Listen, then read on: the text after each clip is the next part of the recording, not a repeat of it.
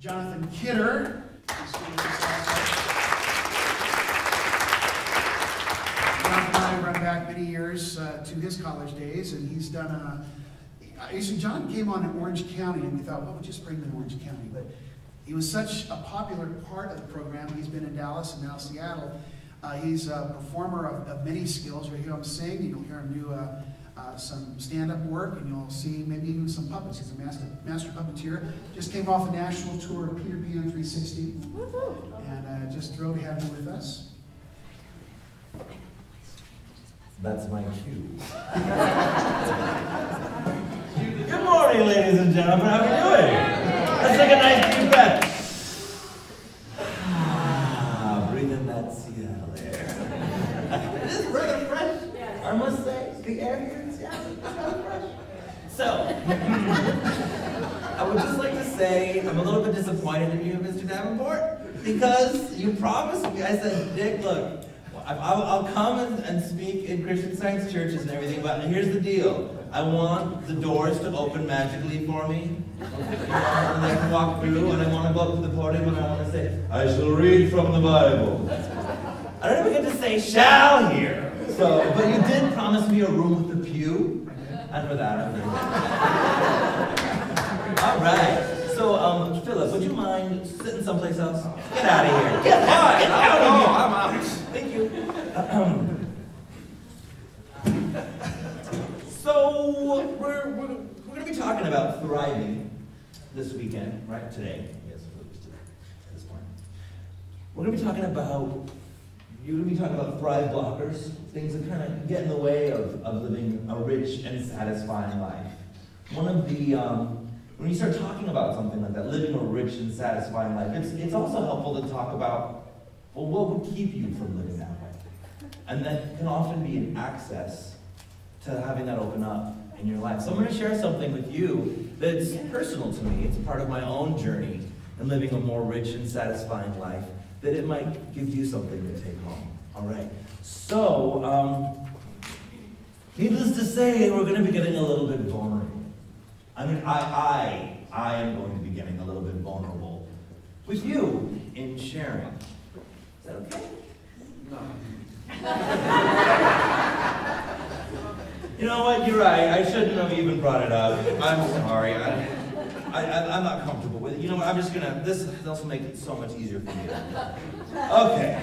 Now we can talk and hang out together, and this just gives me a little barrier between my little vulnerable self and you. But you know what? I actually don't feel completely comfortable enough yet. I think I'd feel a lot more comfortable if you guys had something on to a little bit more, you know.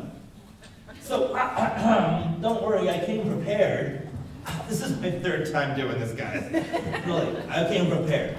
So, I just want to make sure everybody has a proper disguise so that I feel comfortable enough. Oh, she was like, there we go. Oh, coming back. Hold on. Okay, let's see here. I'm going to start auctioning these off. Sparkly. Oh, for you, sir. Come on, here we go. Now get dressed up, guys. Really, I want you guys to really don your disguises here for me. Oh, yo, you got to pass it down, please. That's it. I'm going to start. We've got ties happening here. Red hair, red hat coming through, red hair. Apron, who was familiar with this one? Oh, okay. I didn't even think about it. I was like, bing! Coming. Watch out, go on. All right, almost done. We got a couple more pink. Woo! Oh, pink. It's chilly. Let's see, a couple more. Oh. Get the camera back. Oh.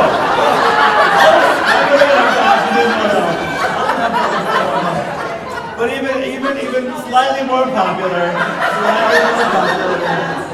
Okay, and anybody on the opposite side of the spectrum? From the tiara and the halo? Yes. Okay, and the rainbow tie for you. All right, excellent. So, get your disguises on, get them nice and tight there. Don't let them fall off, and I'm going to take care of myself as well. See,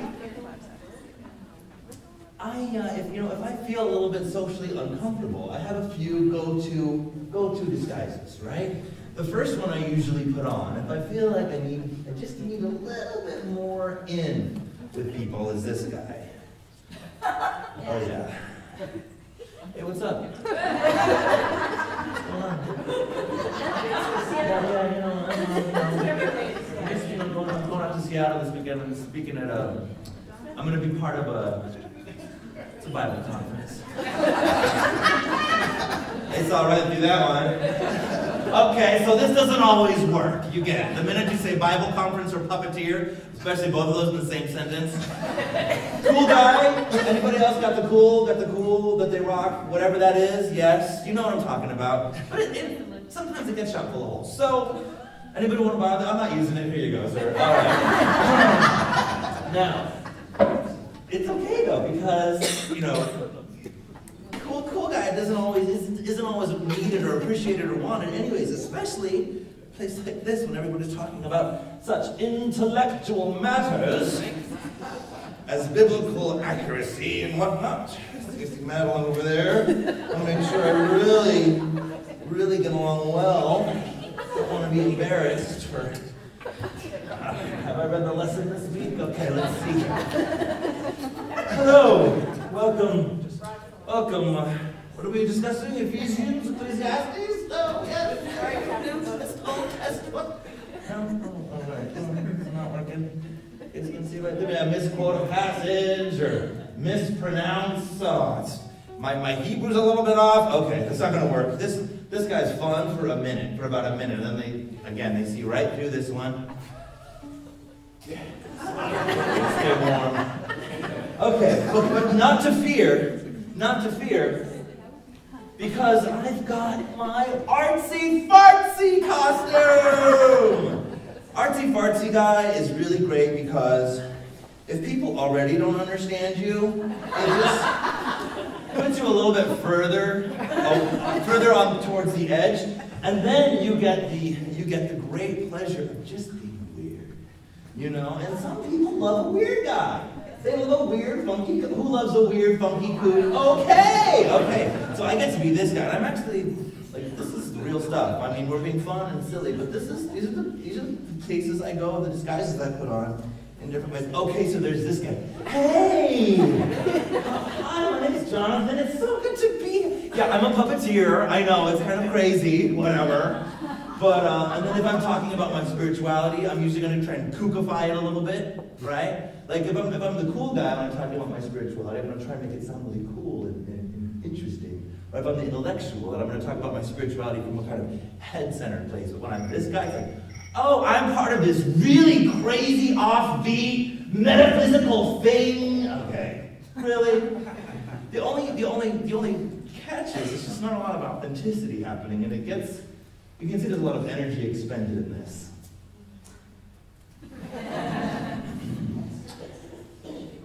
Now, let's just say, all these disguises aren't working. Let's just say the kook is unappreciated, and the cool guy, they found me out. Let's say I'm at a party.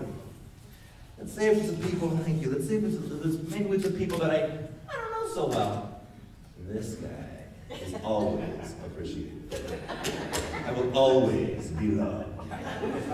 Hey there, can I help you with anything? Anything I can do for you? You want me to take the trash out? You want to turn up traffic outside the parking lot? Sure, whatever you need. The helper. Anybody recognize this character? Anybody find themselves spontaneously helping but not knowing why? Like uncontrollably helping? I have to help now!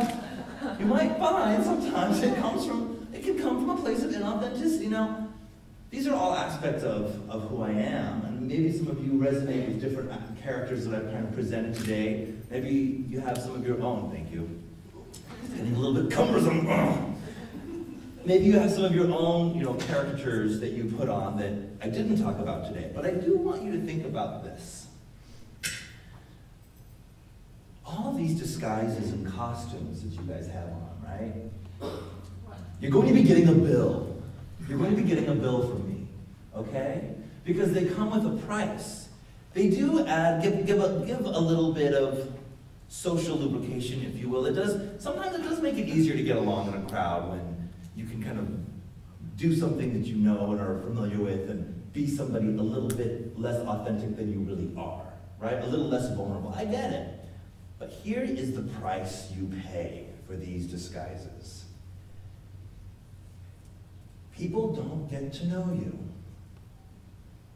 And when people praise and thank you for being so helpful, if you're not coming from an authentic place, I'll speak for myself.